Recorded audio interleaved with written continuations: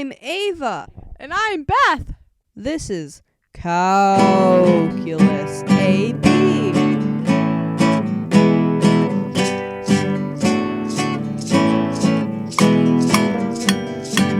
Are you ready to graph this function? I am.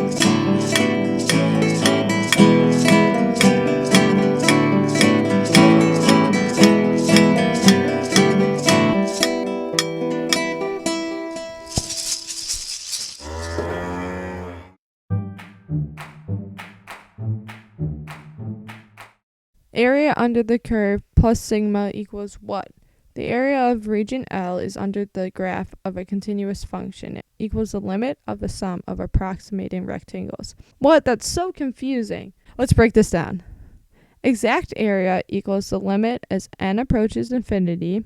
So that's like continuous function L, subscript n. So that equals the limit as n approaches infinity. Sigma, the start is I equals 1. The end is n, f of x subscript I times delta x, and then this simplifies to the limit as n approaches infinity. Sigma, the bottom is I equals 1, the top is n, f of a plus delta x times I, all that multiplied by delta x.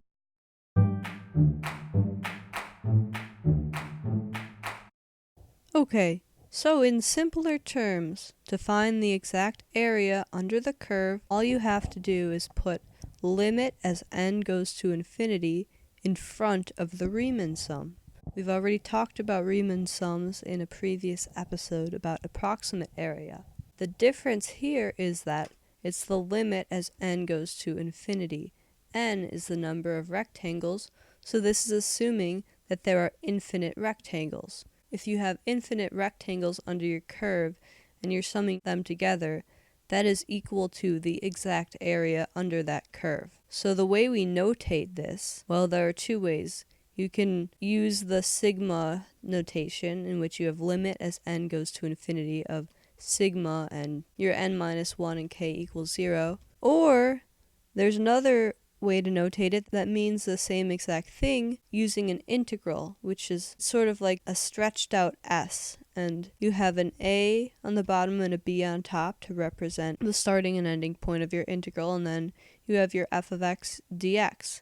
F of x is your function, and we already know dx represents the width of your infinite rectangles. So this integral notation is very important to know. You'll see it a lot as we move forward.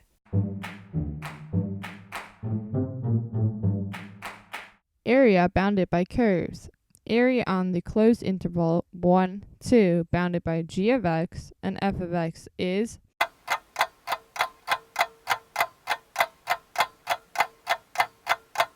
So we have a graph here of g of x and f of x. The top function, so the one on top of the other function, is f of x. The bottom function is g of x. In order to find the area, you do top minus bottom when you're looking at the x-axis. So the top function, f of x, subtracted by the bottom function, g of x, is going to be part of our integral. Now, synthesizing this all together, we know the closed interval is 1, 2. So the a is 1 and the b is 2, and we're going to subtract f of x minus g of x. And don't forget the dx. That's very important to have in your integral.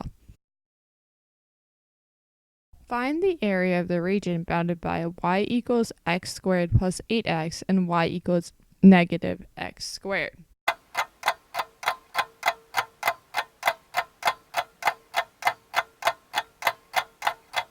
First step, set the equations equal to each other to find the point of intersection. So we do this, and then we do some algebra. We find that the points of intersection are x equals 0 and negative 4.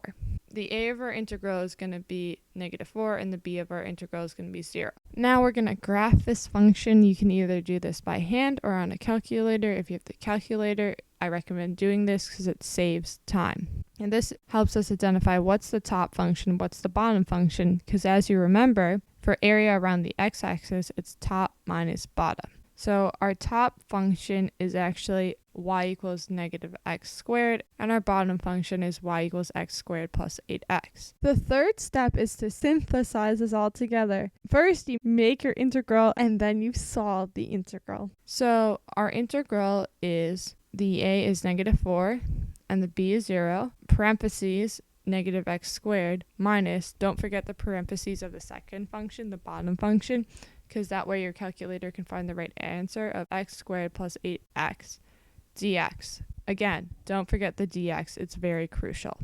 And the final answer is 64 thirds. You can find this by just plugging it into your calculator.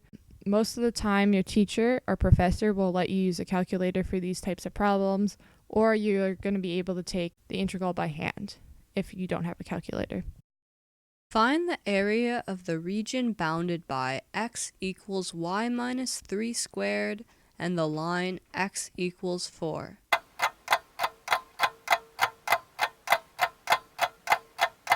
So the first thing I like to do with these problems is have a visual for myself.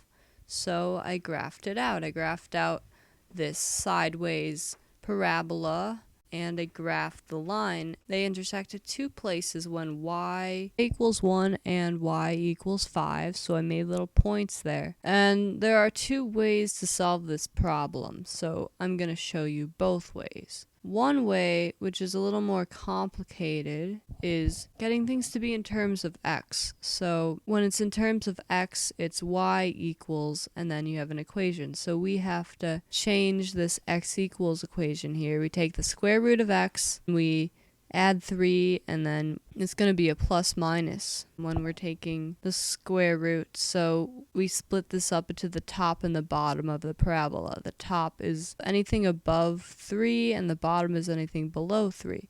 So we're doing a top minus bottom integral in that case. And the a and b of the integral are 0 and 4, and we subtract root x plus 3 dx minus negative root x plus 3 dx.